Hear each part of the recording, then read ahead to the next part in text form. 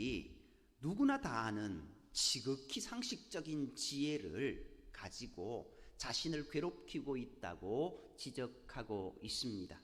그것이 바로 7절 이하에 나오는 짐승들도 알만한 알량한 지식을 가지고 마치 천하를 다 아는 것처럼 욥을 공격하고 있다고 말한 것입니다. 욥의 친구들이 욥이 당한 재앙을 농담거리로 여기고 그리고 조롱하고 있다고 말하고 있습니다. 욥의 이 지적에서 우리는 재앙을 당한 자들에 대하여 일반적으로 우리가 갖기 쉬운 편견들을 보게 됩니다. 이런 일들은 하나님께서 매우 싫어하시는 일이시니 혹시 우리에게 이런 일들이 있지는 않는지 잘 살펴보아야 될 것입니다. 5절 말씀을 보면은요, 평안한 자의 마음은 재앙을 멸시하나라고 이렇게 되어 있습니다. 이 말은 평안하게 사는 자의 눈에는 재앙을 당한 자가 천덕꾸러기, 천덕이처럼 여겨진다라는 그런 말입니다. 혹은 고통을 당해보지 않은 자는 재앙을 당한 자를 멸시하고 라는 그런 뜻을 가지고 있습니다. 그러니까 이 말은 어떤 말입니까? 내가 평안하게 살고 있다고 해서 마치 하나님의 복을 나 혼자 누리고 있는 것처럼 생각하지 말라라는 것입니다. 또 저 사람이 나보다 가난하거나 혹은 욥처럼 재앙을 당하고 있다고 해서 그가 나보다 못한 사람이라고 여기지도 말아야 한다는 겁니다. 욥의 친구들 같이 재앙을 당한 자를 천덕이로 보고 멸시하는 자들은 하나님의 진노를 받게 됩니다. 힘들고 어려운 삶을 사는 자들을 긍휼히 여겨야 됩니다. 그래야 하나님의 복을 받는 자가 된다라는 겁니다. 두 번째로 그 뒤에 말씀을 보면은요, 재앙이 실족하는 자를 기다린다라고 말씀하고 있습니다. 이 말씀을 공동 번역에서는 이렇게 번역해 놨습니다. 미끄러지는 자는 밀어 넘어뜨려도 괜찮은 자로 보이는 법이지, 이렇게 번역해 놨습니다. 어쩌면 이게 더 이제 와닿는 그런 번역인 것 같습니다. 재앙이 실족하는 자를 기다리는구나, 좀 뭔가 모호합니다. 그런데 미끄러지는 자는 밀어 넘어뜨려도 괜찮은 자로 보이는 법이지, 앞 문장과 연결된 문장입니다. 그러니까 평안하게 사는 자들은 재앙을 만난 자들을 함부로 해도 된다라고 생각하는 겁니다. 아모스 4장 1절에도 보면은요, 사마리아의 산에 있는 바산의 암소들아, 이 말을 들어라. 너희는 힘 없는 자를 학대하며 가난한 자를 압제하며 라는 말씀이 있습니다. 아모스는 이스라엘의 부유한 자들을 튼튼하기로 유명한 바산의 암소들로 비유했습니다. 그들이 부유하다고 하여서 가난하고 힘없는 자들을 압제하면 하나님께서 이런 자들을 갈고리로 끌고 가리라고 경고하십니다. 실제로 이스라엘 백성들, 남을 업신여기고 멸시하던 그들이 결국 자기들이 멸시를 당하고 갈고리로, 그것은 뭐냐면은요, 이제 포로들을 끌고 갈 때 우리 삼지창 같은 그런 거로 어깨 살적을 이렇게 꿰어서 이렇게 포로를 끌고 가는 그런 모습들이 이제 고대 중건동의 그 어떤 벽화에 나와 있습니다. 포로를 끌고 가는 모습입니다. 그러니까 여기에 이런 자들을 갈고리로 끌고 가리라, 그대로 그들에게 이루어졌던 모습을 보게 됩니다. 일부 청소년들이 자기보다 연약한 아이들을 집단으로 괴롭힌 일들 종종 뉴스가 되고 있지 않습니까?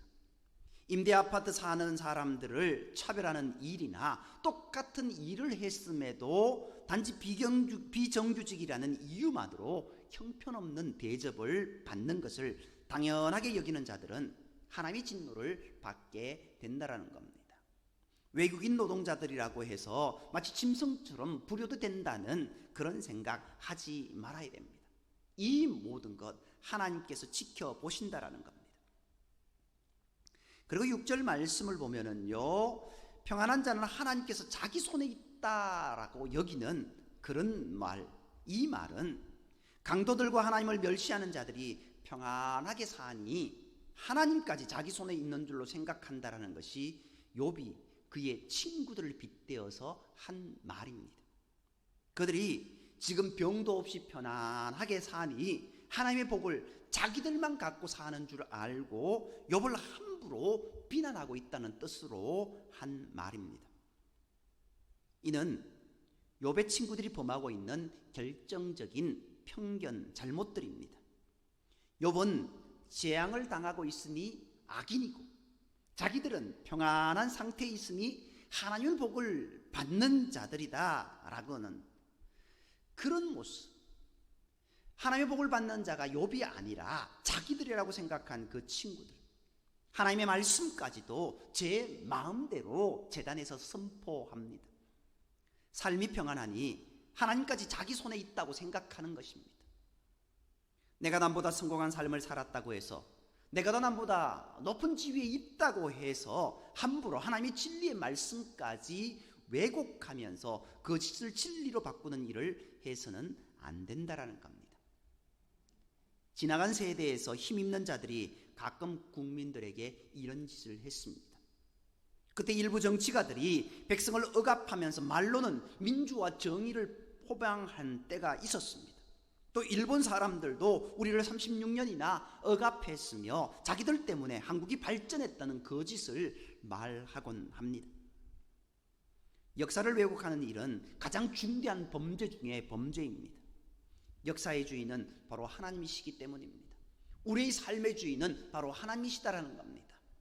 우리가 그 모든 모습들을 보면서 나만 그것이 아니라 함께 더불어 살아가는 모습이 우리 가운데 있어야 된다는 겁니다.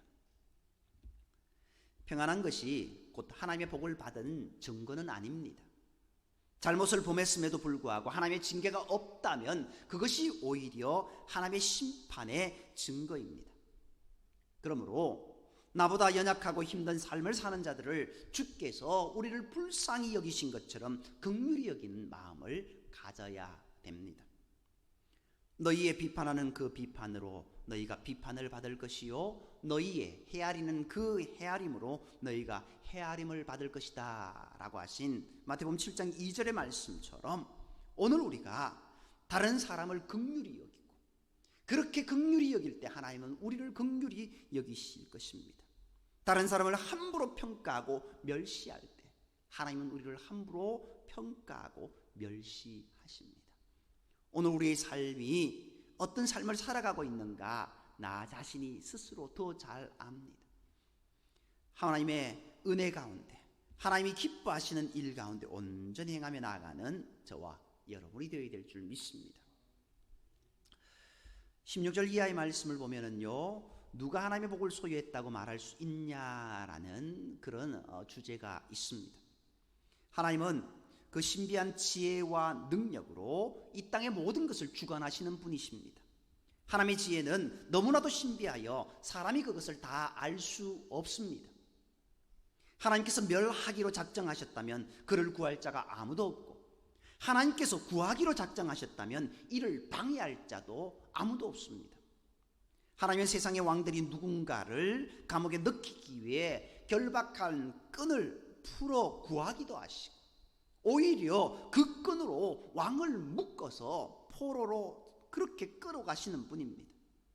하나님은 한 나라의 왕의 최측근으로 있는 모사들, 그 모사들의 모략을 실패하게 하여서 벌거벗은 몸으로 포로가 되어 끌려가게 하시는 분이시고, 그 나라에서 가장 똑똑하고 현명한 자로 이름난 재판관들조차도 바보가 되게 하십니다. 하나님의 복을 사람들에게 전하는 제사장들도 잘못하면 벌거벗은 몸으로 포로가 되게 하시는 분은 그분이 바로 하나님임을 선언하고 있습니다. 누가 하나님의 복을 소유한 자라고 자신할 수 있습니까? 지금 복을 받았어도 계속 그 복을 받기 위해서는 항상 주님의 은혜 가운데 머물러 있기 위해 힘써야 함을 우리는 명심해야 됩니다.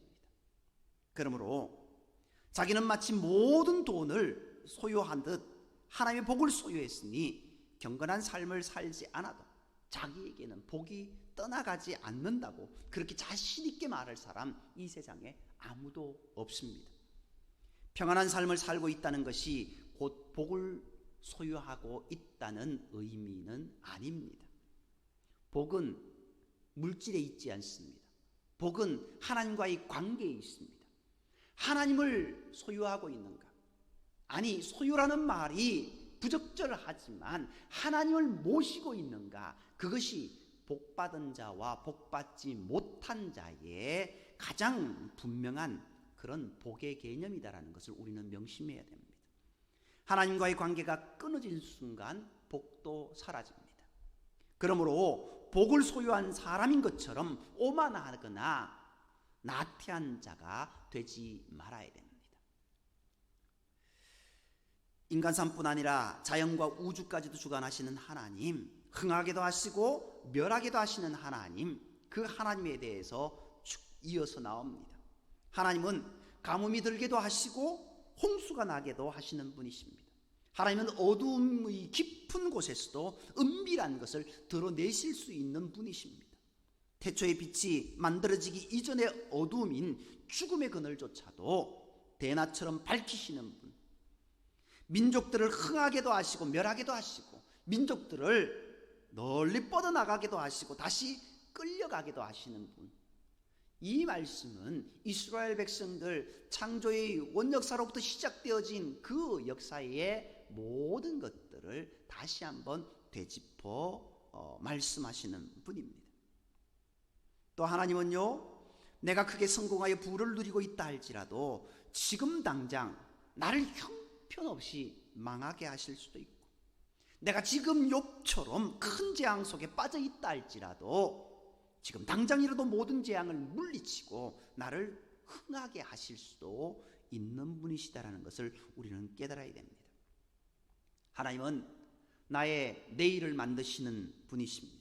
하나님은 나의 내일을 흥하게도 만드시고 망하게도 하실 수 있는 분이십니다. 그러므로 이미 복을 소유한 사람처럼 마음을 놓고 있지 말고 늘 긴장된 마음으로 하나님이 주신 복을 잃지 않는 자가 되기에 힘써야 됩니다.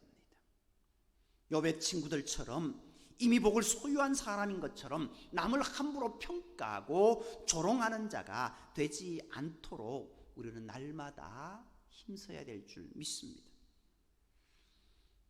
20절 말씀에요, 충성된 사람들의 말을 물리치시며 라고 이야기하고 있습니다. 하나님 스스로 하나님께 충성된 자라고 여기는 자들의 입을 막으십니다. 누가 자신을 가리켜 하나님께 충성된 자라고 스스로 말할 수 있습니까? 우리는 아무리 하나님께 충성해도 항상 부족한 자들일 수밖에 없습니다. 하나님께 충성된 자라고 말할 수 있는 분은 오직 하나님 한 분뿐이십니다. 하나님만이 나의 충성됨을 평가하실 수 있는 분이십니다. 혹 다른 사람들이 나의 신실함을 보고 존경한다는 말을 할 수 있을 것입니다. 그런데 어찌 자신이 자신을 가리켜 충성된 자라 말할 수 있을까요? 자신의 결점을 가장 잘 아는 자는 바로 자기 자신입니다. 그러므로 스스로 충성된 자라 말하는 자는 자신의 결점을 숨기거나 속이는 자다라는 것, 우리 자신이 더 잘 압니다. 스스로 충성된 자로 여기며 자신의 신앙을 자랑하는 순간 영적 나탐에 빠지고 교만에 빠지기 시작하게 된다는 것을 기억하십시오. 우리는 항상 자신이 부족한 자라 여기고 늘 주님께 은혜를 구하는 자가 되어야 될 줄 믿습니다. 더 이상 하나님의 은혜가 필요 없을 만큼 나는 충분히 충성된 자라 말할 수 있는 자는 이 세상에 한 명도 없습니다. 오늘 본문에 나오는 욥의 친구들은 마치 그런 삶을 살았습니다. 욥을 향하여서 그렇게 조롱하고 멸시하였습니다. 그때 욥이 하는 말이 어떻습니까? 너희가 참으로 백성이구나. 너희가 참으로 하나님의 백성이구나. 너희가 죽으면 지혜도 죽겠구나. 너희가 참 지혜를 가진 자구나. 앞에 참 지혜를 이야기했다고 하니까요. 그런데 어떻게 이야기합니까? 나도 너희같이 생각이 있다. 나도 너희같이 지혜가 있다. 나도 너희같이 하나님의 복을 받은 자다. 그러면서 4절에 어떻게 합니까? 하나님께 불러 아뢰어 들으심을 입은 내가, 하나님께서 자신을 향하여서 불러 나에게 말씀하시는 그것을 들은 자, 어찌 보면 이들보다 더 하나님의 복을 받은 자로 그렇게 살았는데 이제 어떻더라고요? 내가 이웃에게 웃음거리가 되었다. 너희의 웃음거리가 되었다 라고까지 이야기합니다. 결국 이 말 속에 이들을 향한 어리석음을 이야기하는 욥의 모습을 보게 됩니다. 오늘 우리의 모습이 이런 어리석음에 빠지는 인생이 아니라 하나님의 은혜 가운데 온전히 걸어가는 저와 여러분이 되어야 될 줄 믿습니다. 영적 교만이나 나태함에 빠지지 않게 해달라고 항상 기도하고, 늘 하나님의 은혜 가운데 거할 수 있는 복된 인생이 되게 해달라고 기도해야 될 것이고, 늘 하나님과 동행하는 복된 삶, 그런 삶을 살아가는 저와 여러분이 되어야 될 줄 믿습니다. 연약한 자를 업신여기지 말고 연약한 자를 긍휼히 여기는 마음을 갖고 하나님을 향하여서 늘 겸손함으로 내가 충성된 자다 그런 것이 아니라 나는 겸손함으로 허리를 굽히고 하나님의 은혜를 구하는 복된 우리의 삶이 되어야 될 줄 믿습니다. 그것이 욥이 말하는 복된 모습입니다. 비록 욥의 지금 형국은 어려움의 모습이지만 욥은 그것은 깨닫고 있었습니다. 오늘 우리가 지금 극심한 고통 가운데 있는 욥도 깨달은 그 지혜를 우리가 깨달아야 되지 않겠습니까? 그리고 하나님 말씀 가운데 은혜 가운데 교만하지 않고 나태하지 않고 믿음 가운데 온전히 걸어가는 저와 여러분이 되기를 간절히 소망합니다. 기도드리겠습니다. 사랑과 내 하나님, 오늘 욥의 친구들이 욥을 조롱하고 멸시하고 자기들이 다 가진 양, 자기들이 다 아는 양, 자기들은 충성된 자인 양, 그렇게 교만하게 살아갔던 모습, 이제 우리의 모습 가운데 그러한 모습은 없습니까? 긍휼히 여기고 불쌍히 여기고 그들을 위로하는 모습이 있어야 되는데 오늘 우리의 모습 가운데 그것이 아니라 나를 자랑하고 하나님을 멸시하고 하나님을 대적하는 어리석은 인생이 되지 않게 주여 붙잡아 주시고 오직 하나님의 은혜 가운데 온전히 걸어가는 인생, 저 하늘을 바라보며 하나님만을 소망하며 믿음으로 달려갈 수 있는 우리 삶이 되게 인도하여 주옵소서. 모든 말씀을 사랑하시는 예수님의 이름으로 감사하며 기도드립니다. 아멘. 우리 말씀을 기억하면서요.